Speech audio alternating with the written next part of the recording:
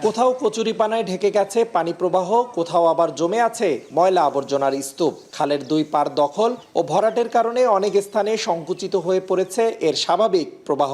ফলে পানি নিষ্কাশন ব্যাহত হওয়ার পাশাপাশি বাড়ছে পরিবেশ ও জনস্বাস্থ্য ঝুঁকি।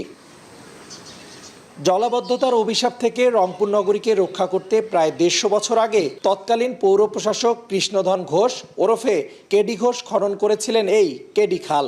নগরীর পানি নিষ্কাশনের অন্যতম প্রধান মাধ্যম হিসেবে দীর্ঘদিন গুরুত্বপূর্ণ ভূমিকা পালন করে খালটি। তবে সময়ের পরিক্রমায় এখন সেই খাল যেন দুর্দশার প্রতীক।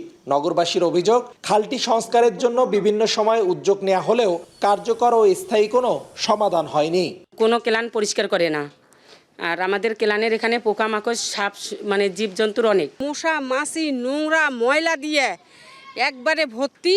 যখন ময়লার গ্যাস আসে বাসায় থাকাই যায় না, গন্ধ দুর্গন্ধ, এই জন্য আমরা থাকতে পারতেছি না। আমাদের এই কেলানটা একটু নজর দিলেই আমাদের একটু আল্লাহ আমাদেরকে রেহাই করে। চেয়ারম্যান বলেন আর মেয়র বলেন সকলেই আসে, সকলে আশ্বাস দেয়, কিন্তু মূলত হচ্ছে কাজের কাজ কিছুই হয় না। ২০২২ সালে কেডিখাল সংস্কারে প্রায় ১,৩১,০০,০০০ টাকা ব্যয় করা হলেও তার সুফল পায়নি নগরবাসী। তবে রংপুর সিটি কর্পোরেশনের প্রশাসক জানিয়েছেন, খালটি পুনরুদ্ধার ও সংস্কারে বিশেষ পরিকল্পনা হাতে নেওয়া হয়েছে। আমাদের যতটুকু সামর্থ্য আছে বা যতটুকু আমাদের আর্থিক সঙ্গতি আছে, সেই আর্থিক সঙ্গতির সাথে মিল রেখে আমরা স্বল্প সময়ের মধ্যে এই খালগুলো পরিচ্ছন্ন আমরা করব, পরিষ্কার পরিচ্ছন্ন করব। ১০ কিলোমিটার দীর্ঘ কেডিখালটি চিকলিবিল থেকে উৎপন্ন হয়ে নগরীর ভেতর দিয়ে প্রবাহিত হয়ে শ্যামাসুন্দরী খালের সঙ্গে মিলিত হয়েছে। পরে এটি খোকসা ঘাঘর নদীতে গিয়ে মিশেছে।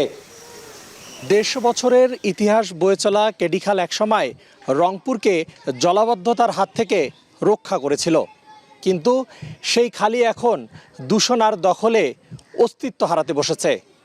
স্থানীয়দের প্রত্যাশা, দ্রুত কার্যকর উদ্যোগ নিলে ঐতিহ্যবাহী এই খালটি ফিরে পাবে তার হারানো প্রাণ। রেদওয়ান হিমেল, সময় সংবাদ, রংপুর।